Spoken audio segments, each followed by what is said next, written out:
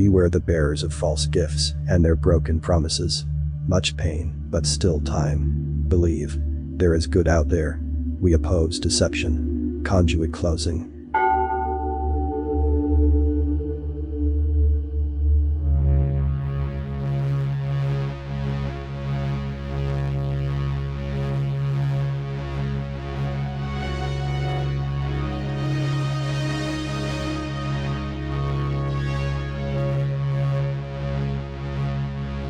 From Chief of Operations to all governments, militaries, and citizens of Earth. Subject: Earth Liberation Battles Timeline and the Solar Micronova. This is an official SSP Alliance release.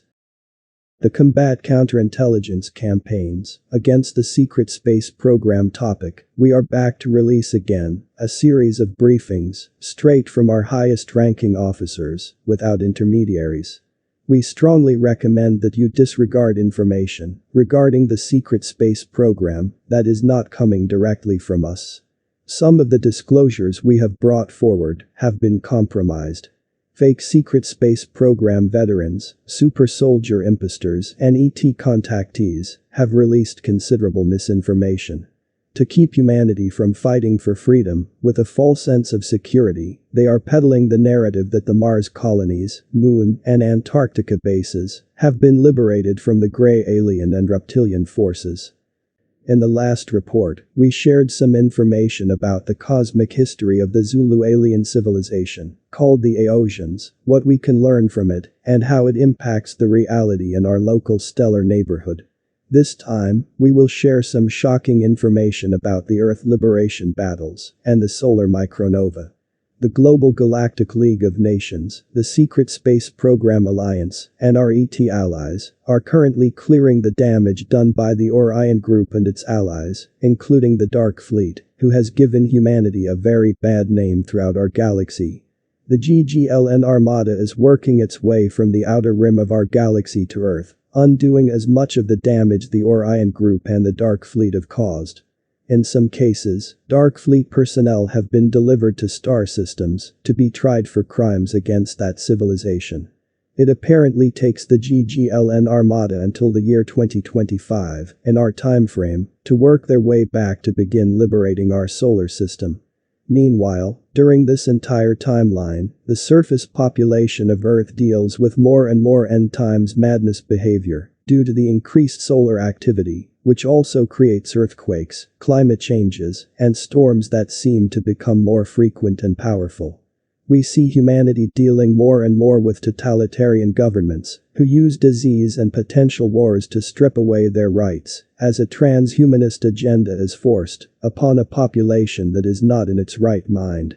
The battle on the surface of the Earth and a positive timeline is still ours to win or lose. It is a battle that will be fought all the way until the solar micronova occurs, around 2033-34, after it's been postponed a couple of times. The micronova is not an extinction-level event, as some are reporting, though there will be significant upheavals and natural disasters that occur. Strange Mandela effects pick up as we get closer to the solar event, causing further confusion in an already chaotic environment. When the actual micronova occurs, it is so powerful that the exact time and date cannot be pinpointed, even with all of these other details being given with complete confidence by the Aosians, while in the presence of the new Guardians. Emmy had called a meeting with the leaders of the GGLN and SSP Alliance, where, for the first time, the new Guardians shared future events. They shared that the galactic timeline had shifted in our favor, and that there was nothing the Orion Group, their allies, or their AI god could do to prevent their defeat. While the galaxy seems to have entered its own most positive timeline, each solar system still has its own choice to make. In our case, from the year 2028 to 2033, the surface population will be slowly introduced to the concept of a new ET group, the Galactic Federation of Worlds. Eventually, towards 2032, this ET group reveals itself to the population of Earth, while defending the Earth against holographically generated enemies and warning us of a mass invasion of our solar system. They use deception to gather the military forces of the Earth to fight against the incoming GGLN forces and their ET allies. When the micronova occurs, it locks in the timeline that humanity has chosen. Even though all the transhumanist technologies will be destroyed in the solar event, the intent of the mass consciousness will have chosen a positive or not so positive timeline as we move into the next solar cycle, one that will be now of a fourth density vibration. We were told that, even if humanity chose a negative timeline once again, it would be the last one possible, due to the energetic changes of our sun and this region of the galaxy.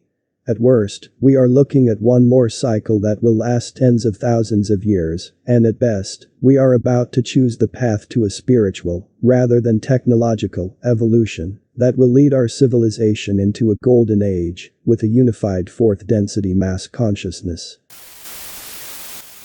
The operation to liberate the solar system, in our actual timeline, will unfold from 2025 to 2033-34, as follows. First, Sentinel Lunar Operations Station to be liberated in 2025.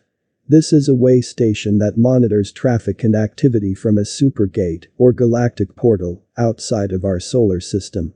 Second, Mars to be liberated at the end of 2025. Solar system larger battles until 2032. The battle to liberate Mars occurs at the end of the year 2025.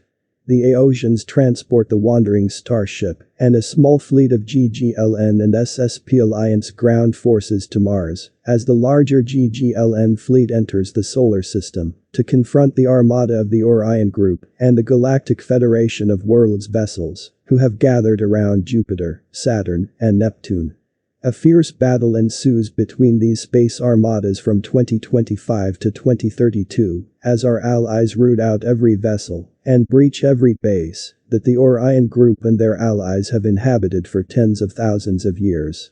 Most of the ET bases exist within dimensional pockets that must be invaded and collapsed one by one.